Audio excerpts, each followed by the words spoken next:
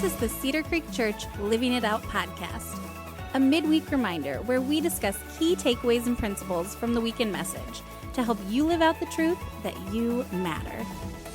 Well, hey, everybody, and welcome to the Living It Out podcast, a weekly podcast to help remind you that you matter and help you live out that truth throughout the week. My name is Casey, and I'm your host today. I'm here alongside of Marna Ward and Deshaun Cole. I was going to call you Cole because I was going to mention the fact that Marna has a son named Cole. Deshaun, we're here with Marna and Deshaun today, and I'm pumped that they're here, and I'm pumped that you are here listening today with us.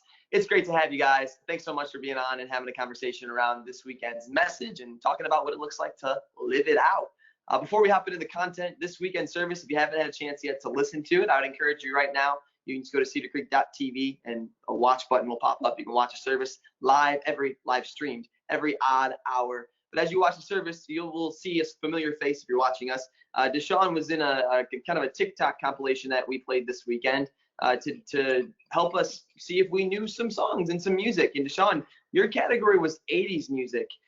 First of all, two questions, my dude. What year were you born? And number two, how many of those songs did you actually know? Marna, try not to make no kind of face when I say what year I was born. Okay, just relax. I was born in 1997.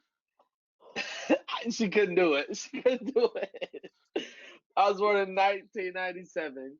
I mean, TikTok is fun, but I will say that was embarrassing. I literally had to apologize to the people here at West because that was just terrible. But it was fun to do. We had other families on there. I know Nate's family was on there doing it. Mark Snyder's family was on there doing it. It was great, and it definitely gave us some laughs. I even had to laugh at myself. So at the end, if you notice, I just started doing a dance because I was like, I don't know any of these songs. So just dance. So, and then we were good. So yeah, that was that. That was great. Worst of the 80s music too. It was just the worst of it. Yeah. Yeah, you basically got all the really trendy 80s songs. And I was only born in 94, by the way. I will throw that out there. So Deshaun and I were close in age. So 97 was that's like my sister's age. But no, it was funny. It was super funny, and we got lots of laughs out of it. And it was fun. And also, Marna, when go were ahead. you born, Marna? Hey. Okay, no, watch it. Whoa. Hey now. Oh my gosh. Okay, well, it's been really nice being with you guys. And Deshaun, you've only been on staff here for a couple months, buddy. I better watch it. Marna's your boss. I gotta relax. Okay, all right, Deshaun. Better chill out. I am so not, and I would not. Marna is 29. Yeah. She is 29 years old, and it's great. I was 12. Oh my word, Okay. you guys. It's hilarious. So part of the reason I moved on from that conversation, Deshaun, was because I didn't want to put Marna on the spot. So we're going to pretend like that distraction never happened and continue on because it was a fun video and it was fun. But there were some songs on there that I definitely was like, Nate, Kendra, come on, guys. Like, you don't know that song? You know the piano part? Making my way downtown. That song? Oh, that song gets me every time I hear it going. White Chicks, that's a great movie. They play it in the car. It's fun. Anyways, fun start to a service this weekend. We had some laughs. We hope you maybe just laughed a little bit ago at us for being ridiculous because church is supposed to be fun, and we want to be able to have some moments together where we can laugh and smile and just enjoy each other. And so before service, and then we stepped into a conversation this weekend, continued our series, Where's Norm? And this weekend, our conversation was around the idea of waiting.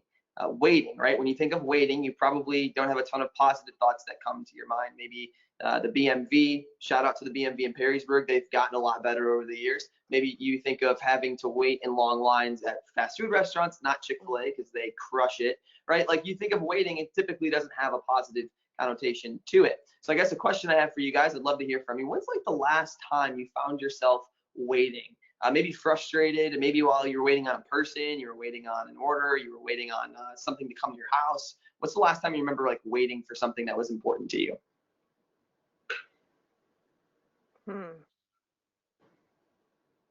We'll wait. Yeah, I was going to say we'll wait. I would say so much of this season has been, but like the most recent example is just waiting to hear what the school plans were. Like you were in this constant state of like, so and I'm really fortunate in that we're in a school district that communicated pretty early on, and I just had a feeling that it was detailed enough that I thought, I don't think they're coming off of this. You know how like you see a plan that's pretty far down the tracks, but I think in our community there are still schools, and believe me, there's changes on all that stuff, but I would say that's been the biggest piece of like, what is that going to look like? How do we wait patiently through that, understanding that so many decisions had to be made by people just like us who haven't been through something like this, and that sort of thing. So that's been my most recent waiting experience. So for me, it's been it's like and I think this will kind of take us into what we're going to talk about next as well, Casey. I was waiting to obtain my master's degree. And it was like I had to wait, like, okay, I gotta take this many more classes. I gotta do this. I gotta do a portfolio. I've got to do a capstone. And it was just like, I'm over this. Like, just let me get it done. And then you can only take so many classes at one time. They don't let you fast track it. Part of the reason is I think they just want our money, but but I just had to wait. And so and then in that it forced me to work. And so that's why I said I think it'll take us into our next topic as well. Is been asked, what kind of waiter are you? And I'm a worker. So it kind of helped out in that waiting season of mine where I was like, all right, well, let's just get busy and let's get it done. So I'm a worker while waiting, and that's the time where I just had to really just get to work and kind of progress through that. Yeah, that does actually segue us into our next question. But those are some really good examples. I think, Marna, what you mentioned for all of our moms and parents listening, right? Like schools constantly waiting. For me too, I think about church. Like, obviously we haven't opened kids and students yet, and that's a big part of my job. So waiting to when that's going to happen. And again, same comment, right? That's a hard decision, and I'm grateful I don't have to make it. And so I'm gonna wait, right? So that's a good question. What kind of waiter are you? Ben talked about the 3 different kinds of people who wait. Are you a worker, which Deshaun mentioned? And I think a lot of our type 1, type A type people who are motivated to get stuff done, a lot of people at our church are probably like that in some sort of way. You just work through the waiting. Are you a wanderer? I tend to be a wanderer sometimes, and in a physical sense, I literally will just go out and explore things. Like, I just like to find the next new adventure. And then are you a worrier, which I think is a lot of people struggle too. And so, Deshaun, you mentioned you're probably a little bit of a worker. I'd love for you to share more about that in a second. But Marna, what about you? Which one of those? I have an idea of what I think you might say, but I'm curious what your answer is. Yeah, it's funny because I would say I'm going to take this as a positive on my age, perhaps, is that I definitely used to be like I'm going to dive in and get as much done as I possibly can in the wait. And I still think that's my natural tendency, but I'm really I find myself in a little bit more of a wanderer space lately of and I think that's somewhat because so much of the task driven starts to just feel too overwhelming to me. And so in some ways it's like I'm so unfamiliar with wanderer, like that's really different space for me that it's almost like I have to be like, okay, what if I don't work through this? Like, what if I really so it's kind of funny that, like, I guess what I'm saying is my natural tendency is to just buckle down and get it all done. And I'm really trying to move into better and maybe different space. I don't know that Wanderer is better space, but it is different for me. And in some ways, I think that I don't want to go to Worrier. So that would be my other thing. Is I almost feel like it's this fight between these things, right? It's like you don't want to be the worrier, and yet the worker side of me, I'm trying to really grow through some of that and not just throw. Not that that's what you're saying, Deshaun, but that's just where my mental space is. And so I would say I am more in which is so weird. I'm in wanderer space, Casey. Like, you would have probably never guessed that. So. That definitely caught me off guard, but you're right though. Wandering is a little more fun sometimes. I will say that. It's sometimes not, healthily fun, but it's fun nonetheless. Deshaun, what about you, man? You mentioned you were a worker. What other ways do you see yourself maybe stepping into that other people might relate to? So first, Marna, I am going to say that I've seen the worker portion of you. I've Mm-hmm. seen it. Like literally when we weren't open physically at our campuses, we'd be working on one thing and Marna's like, here's something else. We got to tackle this. And I'm just like, if you guys don't know, she's my senior director. So I'm just like, holy smokes. All right, we got something else. Let's do it. So, and I'm like, man, she's working over Yeah. there. Marta's So that, incredible. I agree. Marta she's gets stuff great. done, man. She Totally. keeps us on our toes, and that's For just great. sure. But I can appreciate that because I'm a worker as well. It's like, all right, if we've got this downtime and we're waiting, what can we be working on? What can we Mm-hmm. make better? You know what I'm saying? And I think that, especially in life, I think that when we focus so much on the waiting period, that we don't feel and we don't understand what we need to be doing in that waiting season. And so, if you don't focus on that kind of stuff, and this is kind of my mindset, I think working while waiting is not a bad thing if you don't overwork. Yeah. Because if you don't work and you don't do anything, you'll miss what God is trying to do in the waiting season, and then you'll feel empty once you get out, and you won't have what you need for the next season of your life. So that's why I try to stay busy and not I try to get rid of all that idle time, and I try to really stay busy and ask God to just really direct my path and tell me what I need to be working on, even if it's self work. Yeah, Mm. I think you make a great point, Deshaun, because I think the work is different for all of us. For you and Marna, the work that you need to do in the waiting is actually probably work on wandering a little bit more, or work on, maybe to use a different word, work on resting. I just Mm-hmm. listened to a podcast earlier today about just two pastors talking about what they've done in this season. And the one talked about how he takes a 2-hour walk without his cell phone every day. And I was just like, man, I need that in my life. Like for some of us who are workers, and I would admit to being a worker too, I think it's part of our culture as a country. We're a Mm-hmm. type A culture, and so we get stuff done. And I think to be able to disconnect and spend some time recharging, like that's going to help you in the waiting. So you talked about that. That was just a quick little note, Mm-hmm. even as we kind of move through this. So waiting is difficult, and we just talked about the different ways that we respond to waiting. And Ben talked about those this weekend. Again, those are just generalized kind of buckets we throw those in. You could probably come up with some more if you thought about it longer. But essentially, when we wait, it's really easy. You guys still there? Whoops, sorry about that. I lost you for a second. It's really easy. It's really, really easy when we're in the waiting to find ourselves in an unhealthy place and lean too much into one of those things. And so I guess the question is, why do we do that? Why is waiting so hard? What makes it so difficult? And what makes us lean into some of those unhealthy tendencies that we have?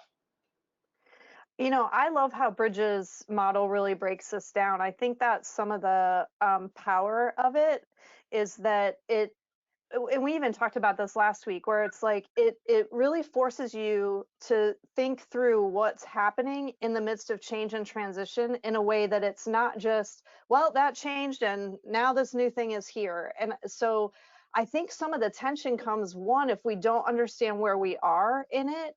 And so we'll throw a bunch of work at it, or we'll worry about it, or the wandering kind of raises up because it's like, well, I don't know what to do, so I'm just gonna. And so I think some of what I really love about Bridges' work and that model is that you can kind of like just that whole space of like, wow, the neutral zone is tough.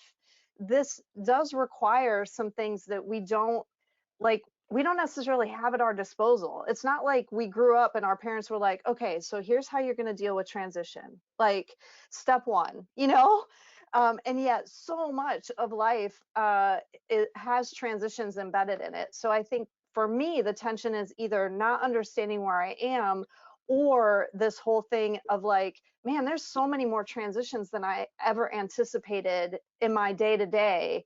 That those are the two things that can kind of get me about it. That's good. Deshaun, what do you think? Man, for me, I think that like I said, we miss the reason for the neutral zone. Mm. We miss the reason for the wilderness. I mean, think about it. God is always trying to improve us. He's always pushing us into new portions of life. He's always pushing us into new seasons. And one of the things, man, when I remember a time I was in my life and I was just like, okay, God, what is going on? Mhm. Like I do not like where I am. Like I really just need you to show me some things. And so I really had to realize that in that season I had to learn more about myself. And so if we turn it from God, get me out of this, to God, sustain me through this, I think you'll begin to figure some things out about yourself that you're gonna need when you go forward. And so, man, honestly, a lot of the times, and I know we're gonna talk about this, but I thank God for those seasons too, because Yeah. man, if it wasn't for that waiting season, I'd have been lost. And so He has really revealed some things to me in the neutral zone, in the waiting period of my life. Yeah, for sure. And that kind of brings us into our bottom line for this weekend, which was the fastest way out of the wilderness is to wait with purpose.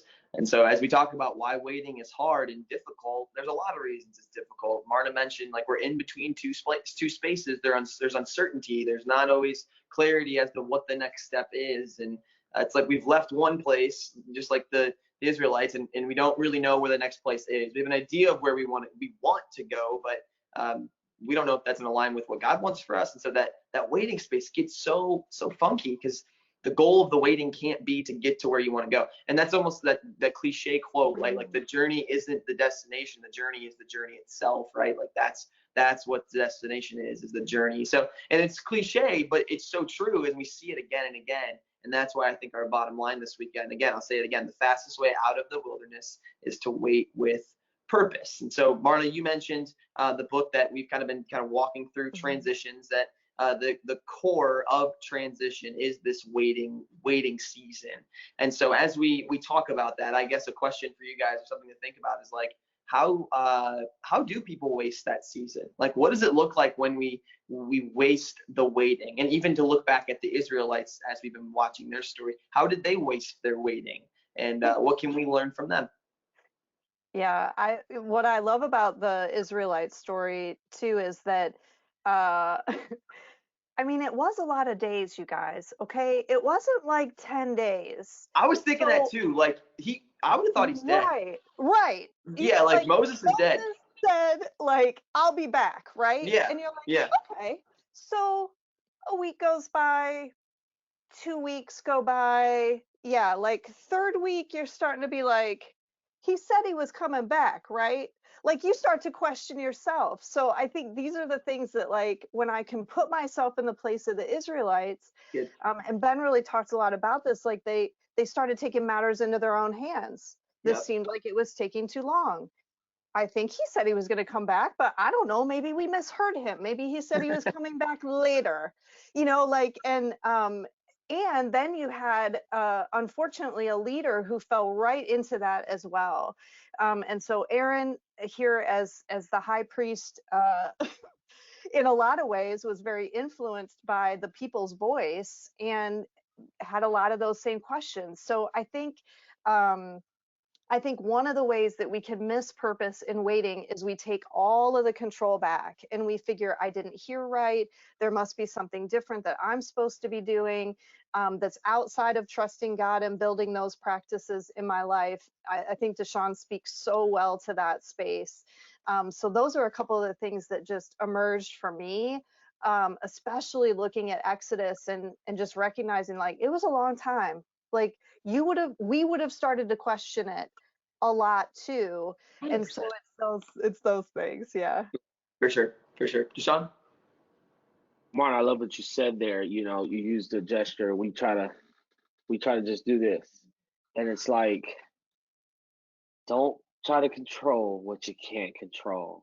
And I know we hear that so many times, but man, that statement is just so profound. If we really think about that, it's like, God, I know sometimes when I'm a radical guy. So you never met me. I'm just very outspoken. And sometimes I just go, God, get me together, because I'm a mess right now. Like, this is not sweet. Like, and so I just, I really say, okay, God, not my will, but your will, just like Jesus did. And so I think that one of the ways that we can waste that is when we try to control what we simply cannot control. Yeah, for sure. And we see the Israelites step into that too. And I think, Deshaun, to comment on your point a little bit too, I think that's what often we want to do in the waiting, is try to control all the pieces we can. And I even think about it as this next topic of, like, idol worship, which is so funny, because that phrase, I think that's like a phrase that oftentimes just probably like turns people away from Christianity sometimes. And just like idol worship, it's like that, it sounds weird, but it's when you put something, right, exactly, right? Like, don't do that, shame on you. But essentially, like, that's what we do when we try to control these things, because we make those things, whatever they may be. I think in this season, you could probably point to a lot of things, especially in this, political climate that we're in. Like, everybody wants to control, everything's about that. Everything wants to be controlled. I want to say, I want you to hear, you know what I mean? And it's like, to some extent, you can't control those things. And so it doesn't mean don't talk about what you feel. That's not what I'm saying here. I'm more saying that can't be what you're focusing on in the midst of the waiting. And so I say all of that because I wonder, as we learn from the Israelites and we see them create this idol of the golden calf again, this funny the story that's like a cow, but again, in the cultural context, it makes sense. How do we do that? Do we do that? Because we can look at that and be like, that's ridiculous. We don't do that. But as we just said, like, even a lot of times, and I use politics as the example, we do sports, politics, substances, control, our relationships, like all that stuff. What does that look like played out, and how do we see the correlations between us and the Israelites there? Yeah, I love how you said that too, Casey. Just the whole idea of we think that we wouldn't do something like that. I think Ben even talked about this, right? It's like, that's Aunt Judy's necklace and earrings. Like, what? Like, that's crazy. And yet, I think you listed all those things that can become our focus, and the places where we find our confidence, where we find truth, where we determine our actions and behaviors from. Like, I think that's what you have to peel away the layers of Exodus, and not just look at like they made a golden calf and bowed down to it, but in their bowing down to it, it meant that they thought that that was the thing that was loving them, caring for them, offering them security and safety, like all of it. And so I try and transfer those same questions then over to my life. What are the places that I'm having confidence in that may be surpassing my confidence in God's ability to step in or to lead me in this? Or to Deshaun's point, his will is starting to feel a little bit like, I don't know about that. So I'm going to step over here, and maybe it's controlling that relationship. Or in parenting, holy smokes, you guys, there's so much in parenting that is such an enormous challenge, especially, well, it just, the whole darn thing is, teenagers has its own special niche. And so I just think that those are, if we can pull ourselves out of I'm just the calf and that, and look at the behaviors and where the Israelites were putting their trust, I think we do it in lots of places. Lots of places. Deshaun, where do you see that maybe in, just to speak to like our generation specifically, right? Those 20 somethings, like, I think there's probably some consistent places that we make our idol in our golden calf, for, lack of a better word. Thoughts there? Yeah, sure, man. The idol becomes wherever you're finding comfort. That's how I like to put it in my life. Wherever I'm finding comfort, I have to really, really focus to not put it on the same pedestal as the Father.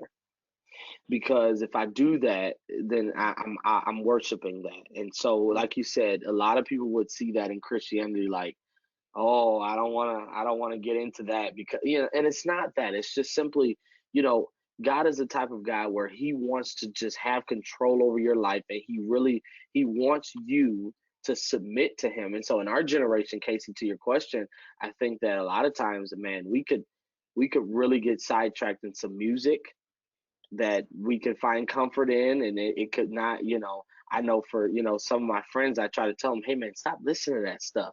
You don't feed your spirit with that, man. You want to get something in you that's making you, feel good about yourself. And, and there's so many things in this world that we could name and we could point out, but man, if you just really focus on what God has for you, and I know I said God controlling your life, but I didn't mean it like God literally controlling everything that you do, but he's going to direct your path. The Bible tells us that he orders the steps of a righteous one. And so that's what he's trying to do. He's trying to get you on the right path so that you can succeed in all ways. But if you're idol worshiping, it's hard for him to do that because he doesn't feel as if he's a priority. Sure. Yeah, I think that's a great point. And really, anything can become an idol. And Ben mentioned that this weekend. You said music. It's like, yeah, that's a great point. And that's I like that question. It's a really good question. Like, does it bring you comfort? Like, is it bringing you a sense of safety, security, comfort? Because you think about substances, like typically that's the reason people go to substances is because it brings a sense of comfort that they can't find in another place of their life. And you use music as a good example. And I'm guilty of probably listening to too much secular hip hop and rap and whatnot. But there is moments in my life where I have to go, okay, am I finding comfort in this right now because something else in my life isn't going well? I have to ask myself that question. And if that's the case, then great. If not, obviously I have to be wise and discern when that's appropriate and when not appropriate for me. But at the same time, that's a great question to ask yourself. Is that bringing me comfort? I love that. That's a good question, Deshaun. So we waste the waiting period. So we do this. We do this by finding things to find comfort, security in. Again, that can be a plethora of different things. We do the same thing that the Israelites did. We don't build a golden calf because that's not the context we live in, but we go to substances. We jump into relationships. We maybe even try to do things on our own when we know that God is a better way for our life, a way that's going to help us prosper, just like Deshaun talked about. And so as we kind of move through this, we realize that this is all about, once again, trusting God. And it's hard and it's messy because it means that you don't have control over your life. You can't control what you can't control. And ultimately, you're trying to submit to something that you don't see and that you hope and you pray and you have faith in that is out there. And so as we talk about trust and faith, Deshaun, I want to kick it to you real quick because you suggested, Ben, to use a verse this weekend. Hebrews 11:1 that talks a little bit about faith. And then Martin, I'd love for you to comment on how does this play out for us? Like the idea of trusting God, because it's hard. Yeah, Ben did a great job unpacking that this weekend. Man, I was just sitting back like, wow, that's great. So he mentioned Hebrews 11:1. It tells us that faith is the substance of things hoped for and the evidence of things that are not seen. And so I believe that's the New International Version of the Bible. I think he used the New Living Translation, but same difference there. But it's just, for me, I really look at that verse as the definition of faith. Bible talks about faith everywhere, but when I think about faith, I'm thinking about Hebrews 11:1, which I can go to like I'm going to a dictionary looking up the word faith, and that gives us the biblical definition of faith. And I think, man, think about this. We've never physically seen Jesus, but we know he's there. We know the Holy Spirit is guiding us, and that's our faith. That's our belief, and we know that he's coming back to get us, and we know all of those things. But if you're not having faith, then really, where are you? And so for me, I really lean on that. And in that waiting period, man, faith is the thing that's going to get you through. If you have the faith that you'll get out, if you have the faith that God has something greater, I promise you, it's coming. It will come to pass. Marta? Yeah, I think just in listening to Deshaun too, so much of that, we say this a lot too, but it's like you can't trust somebody that you don't know. And so this becomes then that purposeful waiting, I think, is really saying, ultimately, my job is to know God more every day and to follow his will. And the only ways that I'm going to do that is through scripture, through the Bible, through spending time in a weekend message, potentially for even longer than the however long. And so I think that for me, what that looks like practically, and the way that some of that starts to fall away, is that just becomes the priority. So, and I know, we just can't encourage it enough. I think that's the thing. There's no magic here. God has offered all of himself in scripture to us. We have everything we need to know the Father.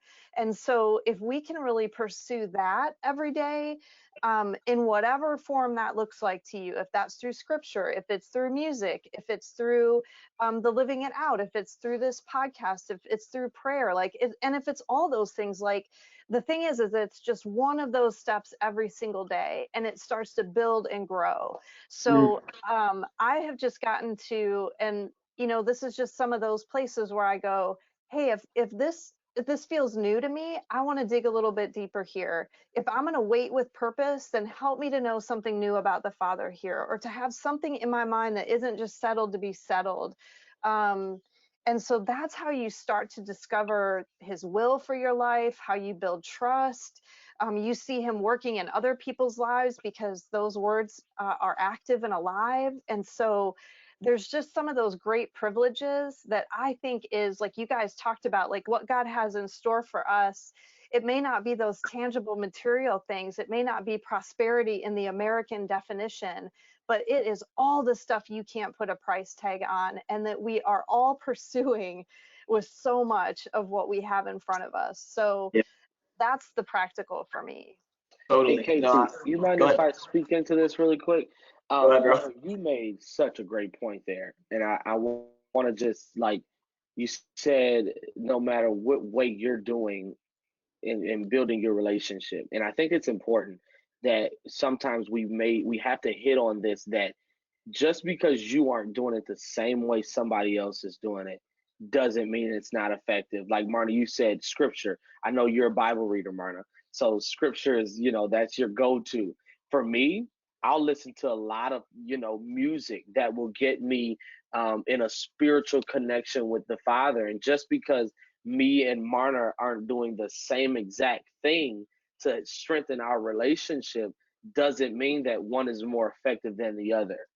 And so I think that we really have to make sure that, especially when we're speaking to non-believers, especially when we're speaking to people that are just walking in the church, we have to make sure that we continue to let them know, whatever way you decide to give God worship, whatever way you decide to give God praise, that's really, really up to you. Let's just keep working on that relationship. So thanks, Marna, for that. I thought that was good. Yeah. So ultimately, as we always come back to, we have to take steps in trusting God. And like Marna said, in order to trust God, we got to know him. And like they both said, there's different ways to do that in so many different steps we can take.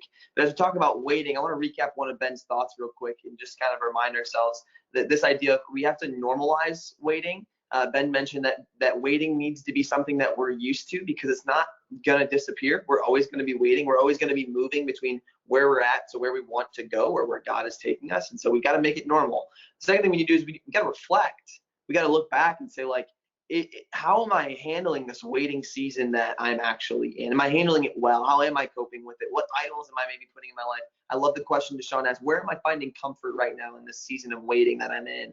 I'm even thinking about that right now as myself, as we're obviously all waiting on when this whole thing is going to finally move on to whatever the new normal is. And then that's the second one. The third one is to experiment. You've got to be able to test, like, what are some of the things that I'm going to be able to do that are going to help me trust God more, to become the person I want to be. So what's the next step for you today? Again, this is the Living It Out podcast. And so we want to help you live it out. It can be so many different things. I know the 21 days of prayer is ending here in a couple days. But again, that's an opportunity. You can still go to the website. I'm not sure how long it's going to be live for, but you can still go there and look at the prayer prompts. Like, you can still, there's so much content out there right now, media. I mean, there's so much stuff. I do the verse of the day, like whatever it may be, take one step. And the next thing I want to talk about too, and we can hit on this, groups are going to be launching soon too. And groups are a place for us to find freedom, but they're also a place for us to be reminded about who God is and to learn about who God is. And so, Marna, do you want to maybe speak into that just a little bit, and then we have a couple more things we'll hit, and then we'll kind of wrap things up today. Yeah, I mean, mid-September brings our fall groups launch, and one of the things that I love that we have an opportunity to do is really start fresh in groups. That we take a break from summer to fall, and then in between that fall and winter. So it's such a great time to step into a group, because everybody's kind of getting back in the swing of it. But I think that if you have found this podcast and you have been attending the church for a while, I mean, we said it last week, I'm going to keep saying it again, like, go to group leader training. Just go and see if that's something that God is really calling you to. I think as you were talking, Casey, I was like, man, that's the experiment, right? Like, you might be sitting here listening to this like, I am not going to lead it. Maybe I should just go and see what it's about. You Yep. don't have to sign on the dotted line. Nobody's going to force you. Nope. But I think that's the experimenting of like trying things that you thought that you've closed the door to, but God may very well not have closed that door. You might get there and be like, nope, confirmed, not leading. Yeah. But it might not, you know. Right. Or just those nudges that you get along the way of like, I wonder if that, and you've let it go. Like, I think that's some of where group life can really help you to actually just be in relationship with people, again, seeing God work in their lives, which is such an incredible privilege. 100%. So we kick off September 19th and 20th. It's that weekend. So there's plenty of time to still get in space and be ready to lead. It's great. Groups are so important. It's a space to get connected. Again, you might have tried a group already. You might not have had a great experience. Try something else. And if you're someone who's been around a little while, consider leading one. It makes such a difference. It really does. There's no other experience in helping people take next steps in their spiritual journey. It's pretty incredible. Last thing for you real quick, if you're a parent of a student, all right, so you made it this far in the podcast, so I'm really glad you're here. If you're a parent of a student, a 7th through 12th grader, or if you are a student, or if you know someone with a student that used to come to Cedar Creek or maybe has been connected before, we'd love to get them connected in groups too, because just like adults, students need people to process their life with. In fact, we've said in student ministries that the best way for us to accomplish our mission of introducing students to Jesus is through our groups, because they're going to be able to have so much influence in the lives of the students that are in their group. And so, man, if you got a student, you can go to cedarcreek.tv/students, or you can text the word students to 419-419-0707. And we'll send you a link to get signed up. Super, super important that we get as many students connected into groups. They're going to be meeting in so many different places. They'll also have some online options for those of you that maybe don't feel super safe about sending your kid to a group. They'll be all obviously still trying their best to follow the social distancing and mask guidelines depending on where they're at and the temperature of that group. So I am super looking forward to that, and it's going to be a lot of fun. Groups are starting. We're in fall. It's like busy ministry season for us, and I love it. We always have a lot of things going on, even in the midst of a pandemic. We still find a way to have a lot of things going on in August and September. So I love it. I love it. Deshaun, Marna, you guys got any last thoughts or anything else I missed before we wrap things up today? Casey, you were great, man. Thank you. You bet, bro. Yeah, for sure. I love it. I love getting to talk to you guys, hearing your thoughts. It's super fun just to process the message, because again, this is a Living It Out podcast, and our hope is to remind you that you matter. And living that out throughout the week is living out that I matter and living out your purpose and finding purpose in your waiting. So thanks so much for listening. Again, we hope that you were reminded that you matter. Thanks so much. We'll see you next week.